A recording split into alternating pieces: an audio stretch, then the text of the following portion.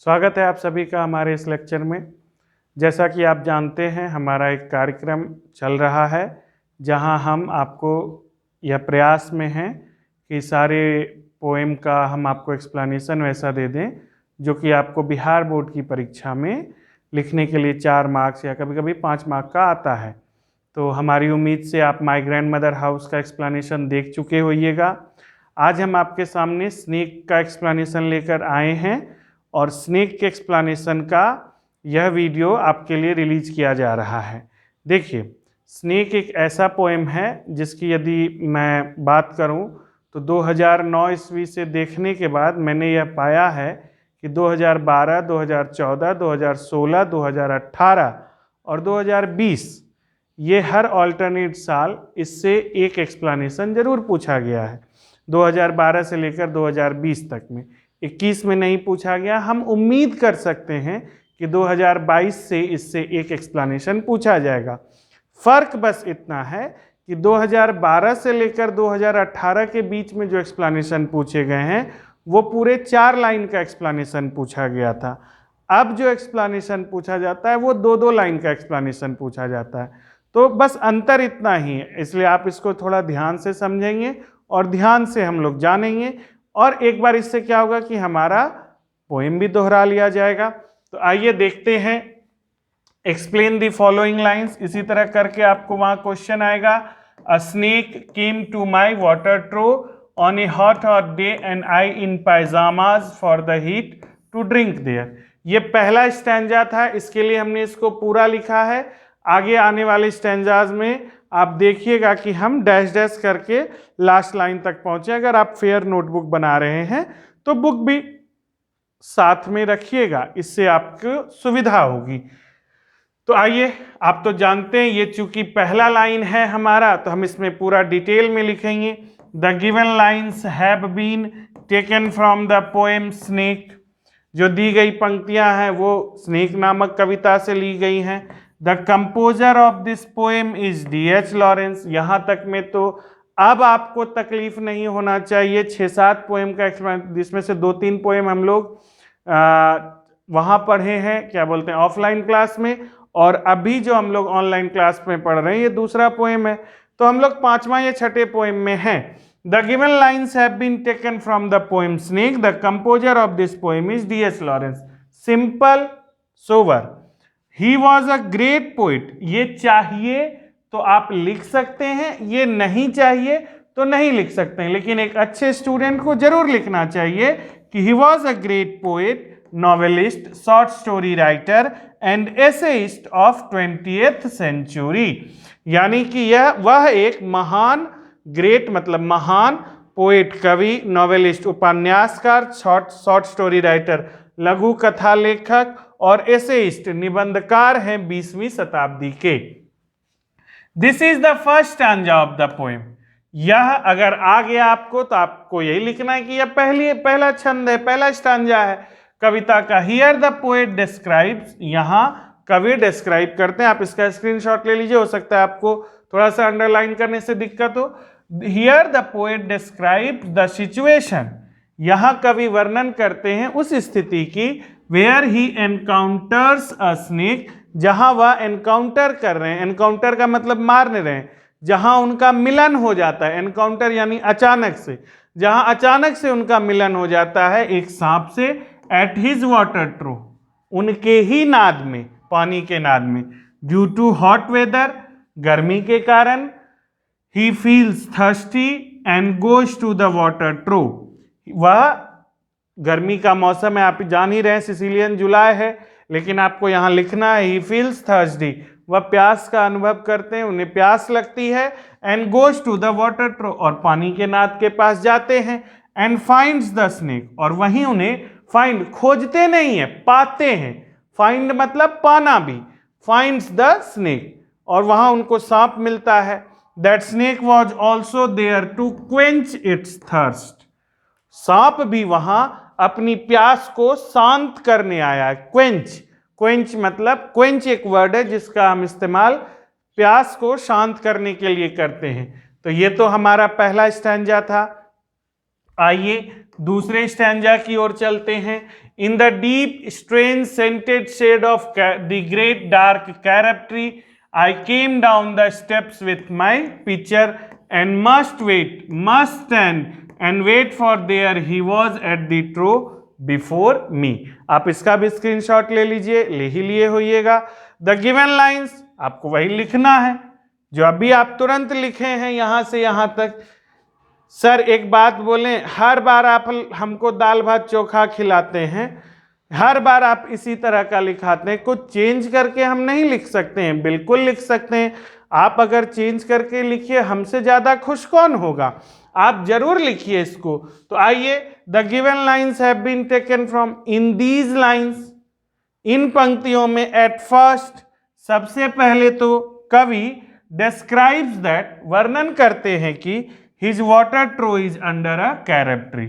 सबसे पहले तो वो यह वर्णन करते हैं कि उनका जो वाटर ट्रो है वह कैरब ट्री के नीचे है। कैरब ट्री के अंदर मतलब कि कैरब ट्री आप जान रहे हैं, ऐसा यूरोपीय वृक्ष जिसमें भूरे रंग के फल लगते हैं। Then he says that he was there with his pitcher. पहले लाइन में तो इन्होंने बताया कि वो पानी का जो नाद है वह कैरब ट्री के अंदर है, और फिर वो बताते हैं कि वो वहां घड़े के साथ पहुंचे। तो ऑब्वियस सी बात है, आदमी पानी पीने गया है, नाद से पानी निकालने गया है, तो घड़े से पानी निकालने गया है। ही अगेन डिस्क्राइब्स, वह फिर से वर्णन करते हैं, his feelings of a second comer. वह फिर से मतलब अगेन डिस्क्राइब्स, वह फिर आगे डिस्क्राइब करते हैं, वर्णन करते हैं अपने उस अनुभव का of a second comer. Second comer मतलब एक, मतलब कि पहले आना और दूसरा आना, तो वो दूसरा आने वाली फीलिंग का वह वर्णन करते हैं। बिकॉज, क्योंकि the snake came first, that's why the poet was the second comer at his water trough, at his water trough. ठीक है, और इसीलिए कवि कहते हैं कि वो अपने ही पानी के नाद में सेकेंड कमर है, क्योंकि सांप वहां पहले से आया है, उनके आने से पहले सांप आ गया है, इसलिए वो एक दूसरे आने वाले व्यक्ति की तरह यहां पर दिखते हैं। ठीक है, दूसरे आने वाले व्यक्ति की तरह यहां पर दिखते हैं। आइए हम अपने अगले एक्सप्लेनेशन की ओर चलें। देखिए, अगर आपको तेज लगता है तो ये तो सबसे अच्छा, धूमधाम से आप पॉज कीजिए, देखिए वीडियो को, फिर से पीछे आइए, फिर से देखिए। नहीं समझ में आए, हमारे पास तो डेली इतने मैसेजेस आ रहे हैं गुड मॉर्निंग गुड इवनिंग के, कि हम उनको जवाब दे रहे हैं, थक रहे हैं, इससे हमको बहुत अच्छा लग रहा है। ऐसी थकान मुझे बहुत पसंद है जिसमें मैं आपके लिए ही थकूं। आइए, और आपके लिए ही फिर हमने ये मेहनत की है। इस मेहनत तक पहुंचने में, इस मुकाम तक पहुंचने में मुझे पर्सनली बहुत मेहनत लगा है। ठीक है, इस मुकाम तक पहुंचने में मुझे पर्सनली बहुत मेहनत लगा है। आइए अब अगला स्टांजा तक देखते हैं। He reach down from a, अगला स्टांजा कहता है he reach down from a earth wall. ये सब पूरा स्टांजा है, आप वहां देखिएगा। आपकी सुविधा के लिए हम पढ़ भी देते हैं, इन केस यदि आपके पास बुक नहीं है तो आप मेरा वीडियो भी देख सकते हैं स्नेक पोएम का, वहां हमने लाइन बाय लाइन पढ़ाया है। यहां हम लेकर चले हैं, he reached down from a fissure in the earth wall in the gloom and trailed his yellow brown slackness soft bellied down over the edge of the stone trough and rested his throat upon the stone bottom। यानी कि यहां पर इन्होंने सांप के आने का वर्णन किया है कि एक मिट्टी की दीवार से के एक छोटे से छेद से निकलकर वह यहाँ इस वाटर ट्रो में आया है, और उस पानी के नाद के बगल में जो पत्थर रखा हुआ है उस पर वह आराम से सर को रखे हुए आराम कर रहा है उस कैरब ट्री के सेंट में। तो फिर से वही चीज, the given lines.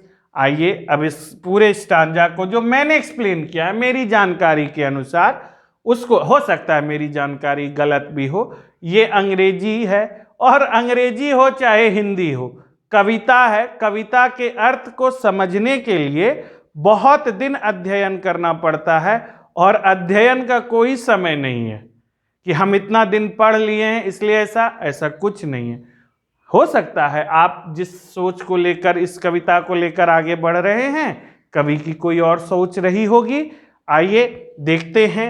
In this third stanza the poet explains his imagination and the present position of the snake. इस तीसरे स्टैंजा में कवि जो है अपनी इमेजिनेशन, अपनी कल्पना और सांप के प्रेजेंट पोजीशन, सांप की जो अभी वर्तमान स्थिति है, दोनों को बताते हैं। अब देखिए, सांप उस छेद से निकल कर आया है कि नहीं आया है, इसका जिक्र कहीं नहीं है। ये एक अंदाज कहता है। ये अलग बात है कि जब हम कविता पढ़ लेते हैं और हम जब जानते हैं तो लास्ट में हमें पता चलता है कि सांप लौटकर फिर उस छेद में गया है, तो कवि की कल्पना या जो बोल रही है कि वह वहां से चलकर आया है वो सच हो जाती है। लेकिन अगर एक नॉर्मल ढंग से देखा जाए तो थर्ड स्टैंजा तो आप पहली बार पढ़ रहे हैं, इसमें आप जान रहे हैं कि कवि सिर्फ कल्पना कर रहा है। ही टेल्स अस दैट, वह कहते हैं हमें कि, वह हमें कहते हैं कि, डायरेक्ट से इनडायरेक्ट स्पीच, वह हमें कहते हैं कि the snake has come from the fissure that was present in the earth wall.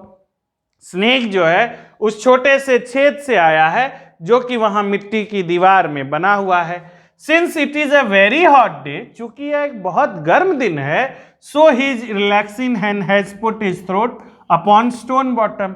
चूंकि यह एक बहुत गर्मी का दिन है, इसलिए उस छेद से निकल कर आने के बाद पानी की ठंडक से लैस उस पत्थर पर वह आराम से सर झुकाए हुए आराम कर रहा है। The stone was situated near the water trough, और जो पत्थर है वह वाटर ट्रो के बगल में सिचुएटेड है, स्थापित है। सिचुएट करना मतलब स्थापित होना। आइए अगले स्टांजा की ओर चलते हैं। अगले स्टांजा में हम लोग देख रहे हैं, इसको गौर से देखिए, ये 2016 ईस्वी में भी आया हुआ है। And where the water had, ये लाइन लिखा हुआ है ना, and where the water had dripped from the tap in a small clearness, he sipped with his straight mouth, softly drank though his straight gums into its slack long body silently। ये यहां से यहां तक 2016 ईस्वी में आया है explain करने के लिए। तो हम आपको झूठ नहीं बोले, आप क्वेश्चन बैंक उल्टा के देख लीजिए। 2012 से 2020 के बीच में ये हर ऑल्टरनेट ईयर पे आया है, इसलिए हम उम्मीद रखते हैं। देखिए एक छोटा सा गणित कहता, हम ये नहीं दावा नहीं कर रहे हैं कि पूछेगा ही, लेकिन आप इसको देखकर अंदाजा लगा सकते हैं कि ये एक इंपॉर्टेंट पोएम है। The given lines have been taken from फलाना ढिमकाना। इन दिस स्टांजा, इस छंद में, the poet has described the exact position of the snake's head. इस कविता में वहां तो उन्होंने दिखाया कि पत्थर पर वह सांप जो है अपना सिर रखे हुए बैठा है, लेकिन यहां उसने एग्जैक्ट पोजीशन दिखाया है कि सांप किस प्रकार रखे हुए है अपने सर को। द पोएट सेज, कवि कहते हैं कि the snake has deliberately put his head on such a place where water droplets drip. यहां पर कवि कहते हैं कि सांप ने जानबूझकर, डेलिबरेटली, जानबूझकर अपने सर को ऐसे स्थान पर रखा है जहां की पानी की बूंदें गिरती हैं। आराम कर रहा है, पानी की बूंदें गिर रही हैं। जब भी पानी पीने का मन हुआ, जीभ निकाला, लपलपाया और पानी की बूंद को अपने अंदर ले लिया। He takes those water droplets without any haste, बिना किसी झंझट के, हेस्ट झंझट, बिना किसी झंझट, बिना किसी चिक चिक के वह वाटर ड्रॉपलेट को टेक करता है, लेता है। And enjoys his leisure time silently, और अपने उस आनंद के क्षण को पूरे अच्छे से एंजॉय करता है, लेकिन शांति में। उसने कभी किसी को कुछ नहीं बताया कि मैं आ रहा हूं, वह आया, धरती से निकल कर आया और एंजॉय कर रहा है। ठीक है, तो आप इसका स्क्रीनशॉट ले लिए होइएगा। आइए आगे चलते हैं। 5वां नंबर कहता है, someone was before me at my water true. ये इस बार का हमको उम्मीद है पूछना चाहिए। ठीक है, someone was before me at my water true and I like a second Qamar waiting. तो द गिवन लाइन्स, फलाना ढिमकाना, सिंपल है। देखिए सिंपल सिंपल सिंपल सिंपल होते हुए दाल भात चोखा, दाल भात चोखा, ठीक है, आ रहा है, बिरयानी भी आएगा, टेंशन मत लीजिए। इन दीज लाइन्स, अब कुछ लोग मेरे बोलने का बिरयानी दाल भात चोखा बच्चा लोग बुरा मान जाता है, सर दाल भात चोखा खिलाते हैं। अरे हम लोग अपना स्टूडेंट लाइफ वही खा के बिताए दिल्ली में, तो हम क्या बोलेंगे। आसानी से बन जाता था, एक ही कुकर में दाल डाले, उसी में इतना छोटा लोटा में चावल डाले, आलू डाले, दाल भात चोखा एक बार में बन के निकल गया, हो गया सियावर रामचंद्र की जय, खा के अपना मस्त मगन। इन these lines the poet has described a simple situation. इसमें जो है सिंपल सिचुएशन बताया, इसमें कुछ ज्यादा क्लिष्ट नहीं किया इन्होंने। Simple situation with the help of simple lines, simple पंक्तियों के माध्यम से। देखो, someone was before me at my water trough and I like a second comer waiting. साधारण सा वाक्य। अब कोई भी आदमी, कोई भी वस्तु, कुछ भी आपसे आगे सजीव अगर है तो आप तो दूसरे नंबर पे, तो सिंपल बात है। Since the snake has come first, snake वहां पहले आया उस पानी के नाद में, सो ही हैज टू वेट। किसको इंतजार करना पड़ेगा? पोएट को। पोएट को इंतजार करना पड़ेगा भैया, सांप पानी पी के जाएगा तभी न कुछ करेंगे। He has to wait like a second comer, second comer की तरह उसे इंतजार करना पड़ेगा। These line shows the gentility of the poet. यहाँ यह पंक्ति दिखाती है कवि की जेंटेलिटी को। जेंटेलिटी यानी भद्रता को दिखाती है। यह जो एक भद्रता, अब भद्रता सुनने में लगता है बड़ा अजीब सा वर्ड, लेकिन इसका मतलब होता है शालीनता, ठीक है, सीधेपन को दिखाती है। भद्र का उल्टा अभद्र होता है, ठीक है। तो जेंटेलिटी ऑफ द पोएट, कवि की भद्रता दिखाती है ये पंक्तियां, जिसमें कवि where he immediately doesn't take any drastic action. देखो, सांप आया, तुम्हारे सामने सांप आता है तो चिल्ला दोगे, लेकिन वहां पर पोएट के सामने जब सांप आया है तो वो खड़े होकर सोच रहे हैं, अच्छा तो पानी पीवीला फिर उजइयो हम तब अजिबो। अपने ही पानी के नाद में वो सेकेंड कमर की तरह फील कर रहे हैं, लेकिन फिर भी कोई ड्रास्टिक एक्शन नहीं ले रहे हैं, अचानक से कोई काम नहीं कर रहे हैं। तो ये तो जेंटेलिटी है, ही है, उनकी भद्रता ही है, ठीक है। तो हमारी उम्मीद से आप इसका स्क्रीनशॉट ले लिए होइएगा। आइए चलते हैं अपने अगले की तरफ। ही लिफ्टेड हिज हेड, ये देखिए, ये 2020 ईस्वी में पूछा, लेकिन ये दो पंक्ति ही पूछा। हम आपको बोले हैं ना, 2018 के बाद से दो दो पंक्तियों को पूछने का ट्रेंड हो गया। 2018 से पहले चार चार पंक्तियां देकर एक्सप्लेनेशन पूछा जाता था, जिस भी कविता में चार पंक्तियां होती थी वहां। अब आइए, ही lifted his head from his drinking, अगर हम आपको पूरा सुना दें, ठीक है, तो देखिए, he lifted his head from his drinking as cattle do and looked at me vaguely as drinking cattle do. 2020 में यहीं तक पूछा था, हमने यहाँ पर उससे भी आगे लिया है। And flickered his two forked tongue from his lips and mused a moment and stooped and drank a little more, being earth brown earth golden from the burning bowels of the earth on the day of Sicilian July with Etna smoking। Sicilian July with Etna smoking एक पूरा phrase है। Question objective type में यह पूछ सकता है कि Sicilian July with Etna smoking किस लिए आया है। Sicilian July with Etna smoking किस लिए आया है? तो Sicilian July with Etna smoking गर्मी को दिखाने के लिए आया है कि उस जगह में, इटली के उस सिसिली प्रदेश में कितनी गर्मी होती है।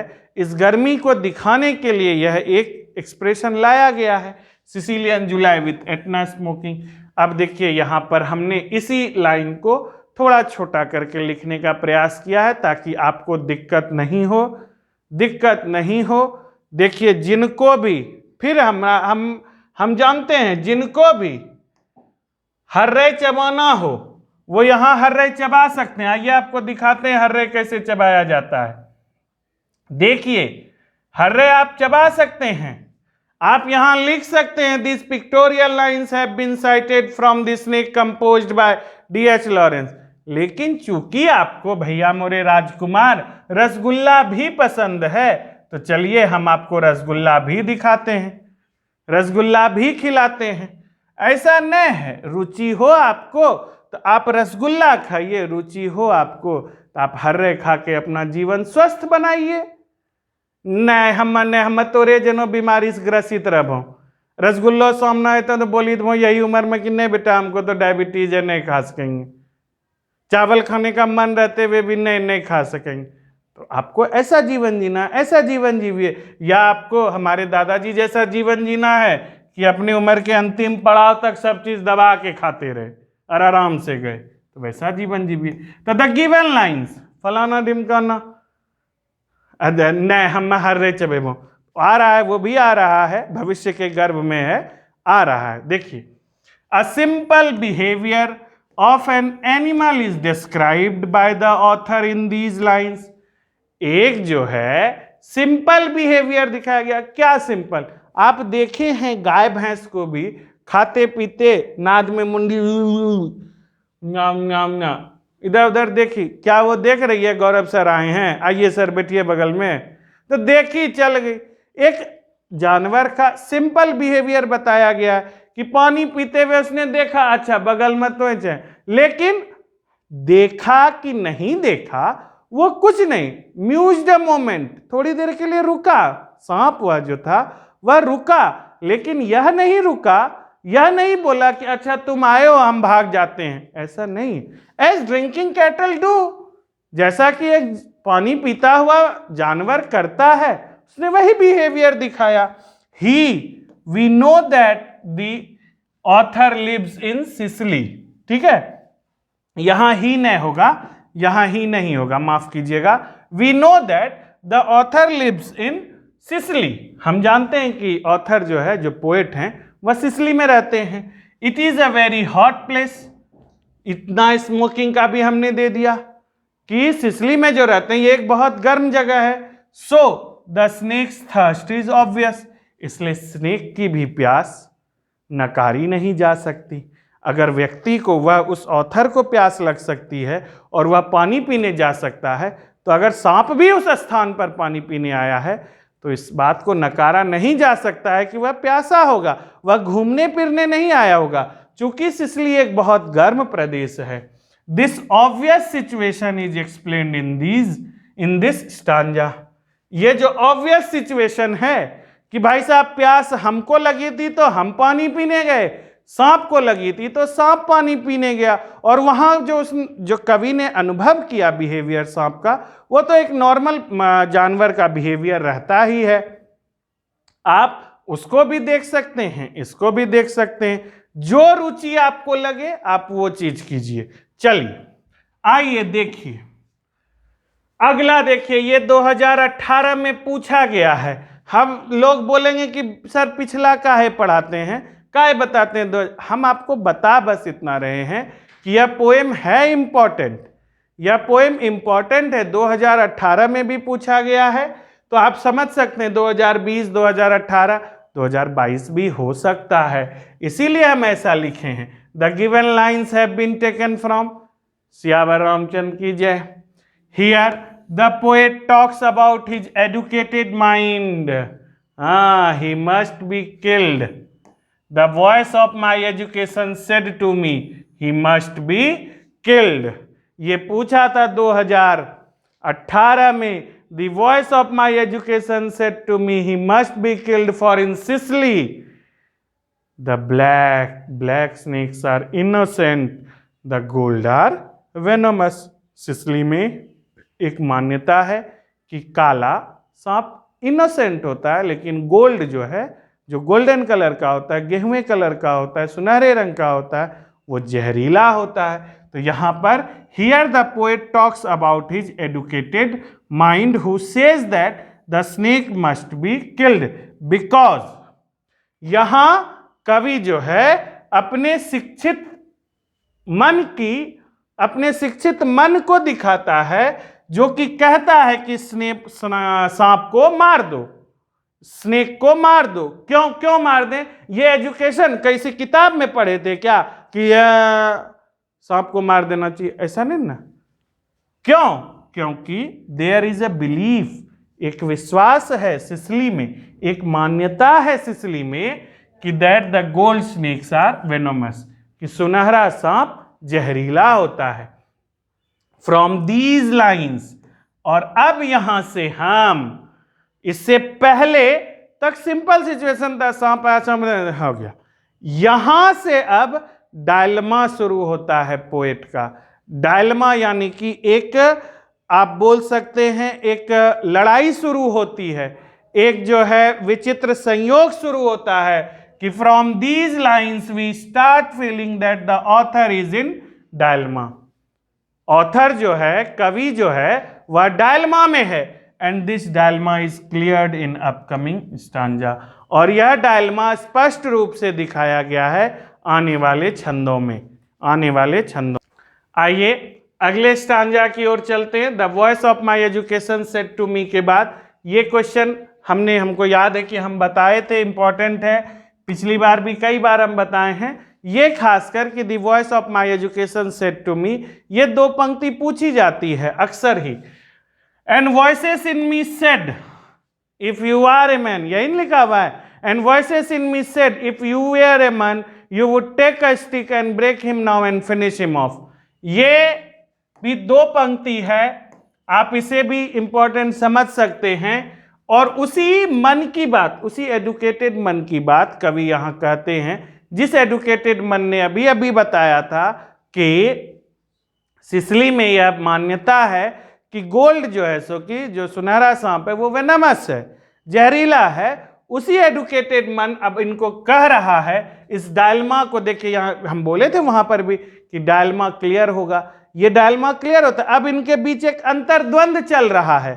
क्या अंतर्द्वंद चल रहा है? Here the author speaks about his inner voice, अपनी अंदरूनी आवाज। अब अंदरूनी आवाज अंदर से कुछ चिल्लाने लगता है, हेयो हेयो, इनर आवाज का मतलब हुआ मन की आवाज।